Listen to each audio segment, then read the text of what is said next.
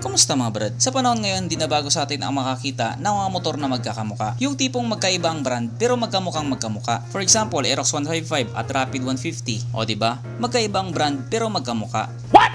Honda RS 150 at Euro Beeperman 150. O diba? Magkaiba din ang brand pero magkamuka. At marami pang ibang motor na magkakamuka. Parang tayo lang din yan. Meron din tayong mga kamuka. Yung mga basher ko nga may kamuka din eh. Yung iba mga mukhang aso. Yung iba mas malala, mukhang tahi ng aso. Ay, puta na mo ginagawa mo. O ano, magiging basher ka pa. Pero kasi pagdating sa usaping clone, medyo hindi tayo nagkakatugmaan ng mga opinyon. Yung iba pag nakakita ng mga copycat, halos sumabot sa second floor yung pagtaas ng mga kilay. What? Yung iba naman tanggap na nila, nakyukyutan pa nga eh. Pero kahit ganun pa man, dapat respeto na lang. Hindi naman kasi lahat ng tao ay kayang bumili ng branded. Branded nga motor mo. Butas-butas naman ang brief mo. Yung brief ko nga din eh, garter na lang natira.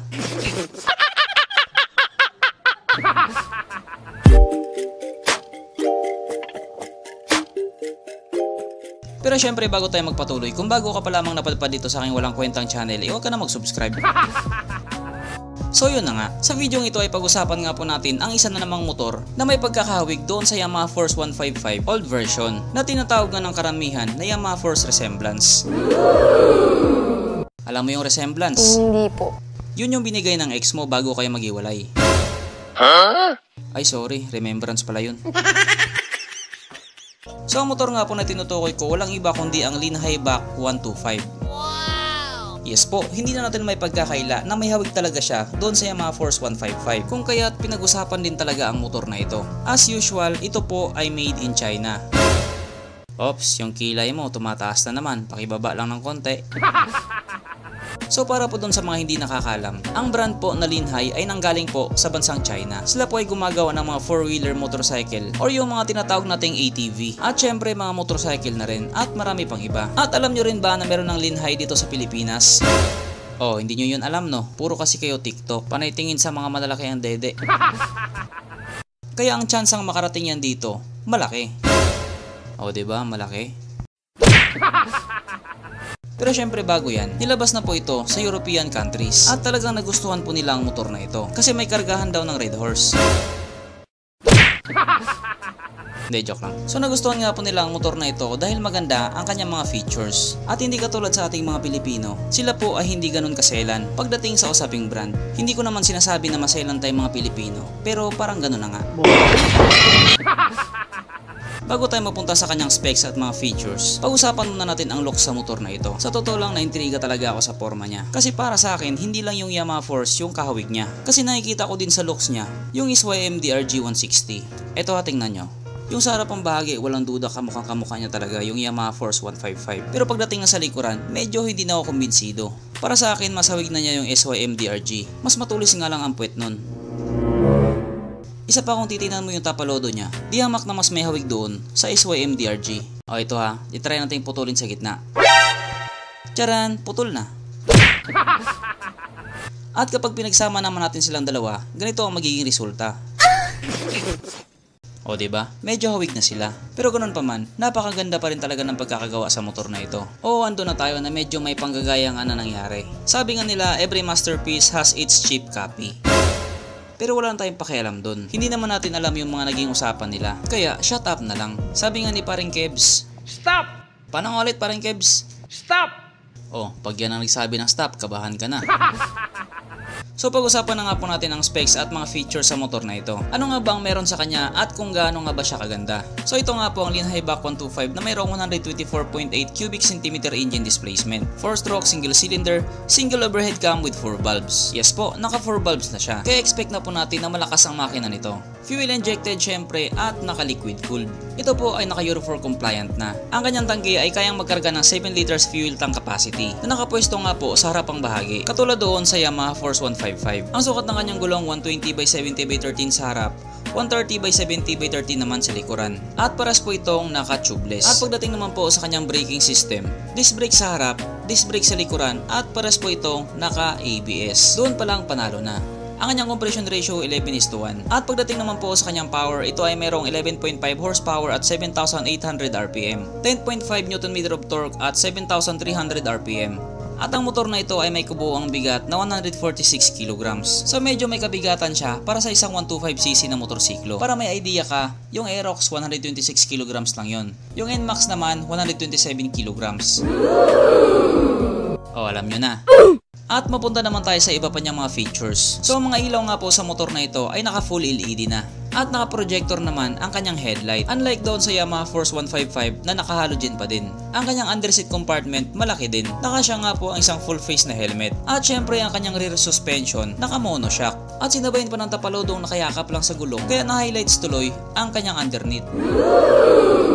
Ang kanyang gauge panel syempre naka-digital na may pagkakahawig nga po doon sa Yamaha Force. At ganoon na rin ang kanyang manibela na naka-naked handlebar. At meron din siyang reflector sa magkabilang gilid. Ang kagandahan din sa motor na ito, pwede mong iunat ang iyong mga paa na parang katulad nga po sa mga maxi scooter. At kung sawa ka namang iunat ang iyong mga paa, pwede mo rin itong ilipat sa likuran dahil meron nga po siyang dalawang footrest sa magkabilang gilid. Kaso lang, sa kabila ng kanyang mga magagandang features, ang motor na ito ay hindi pa po nakakeyless. Pero para sa akin wala namang problema yon. Ang totoo pa nga yan, mas gusto ko pa hindi susi. Pero syempre opinion ko yun. At ang presyo nga po sa motor na ito ay 2,890 euro. Na kung i-convert nga po natin sa Philippine peso, ito po ay papatak ng 170,000 pesos. Wow! Pero bago ka mag-react, shot ka muna. Kasi magkaiba talaga ang presyo ng motorsiklo sa European countries kung ikukumpara natin dito sa Asia. At kung sakaling ilabas mo niyan dito sa Pilipinas, for sure bababa pa ang presyo niyan. Pero alam ko wala naman talaga kayong pakialam sa presyo. Sapagkat ang gusto nyo lang naman talagang malaman ay kung ilang kahong red horse nga ba ang kaya niyang ikarga. At dahil dyan, narito na ang ating red horse check. At ayon nga po sa aking masusing pag-aanalisa, ang motor na ito ay kayang magkarga ng 2 kahong red horse.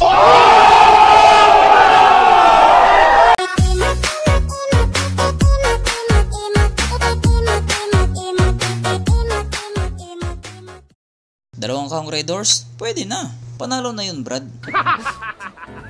So hanggang dito na lang muna, akalain nyo yun, isang walang kakwenta-kwentang video na naman ang nagtapos. Kung may gusto kang sabihin or gustong idagdag doon sa mga sinabi ko, mag-comment ka na lamang sa ibaba. At syempre katulad ng dati, hindi magtatapos ang video na ito na hindi sumisigaw ang nag-iisang hari ng shoutout.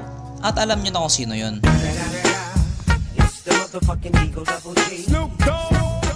So shoutout ka pala kay Nino Fustino. Shoutout kay Stephen Cart at pati na rin sa kaibigan niya si Enden at sa crush nitong si Susie. Shoutout kay Aldrin Gakayan. Shoutout kay Venji Durilag. Shoutout kay Richard Lactautaw. Shoutout kay Dennis Nonato. Shoutout kay Joan Midivera. Shoutout kay Moncakes Motovlog TV. Shoutout kay Colby Domingo. Shoutout kay John Tonefil Kilaton. Shoutout kay Zafra Leo. Shoutout kay James Soldevilla. Shoutout kay El Puñeta. Shoutout kay Jepoy Arpon. Shoutout kay William Del Castillo.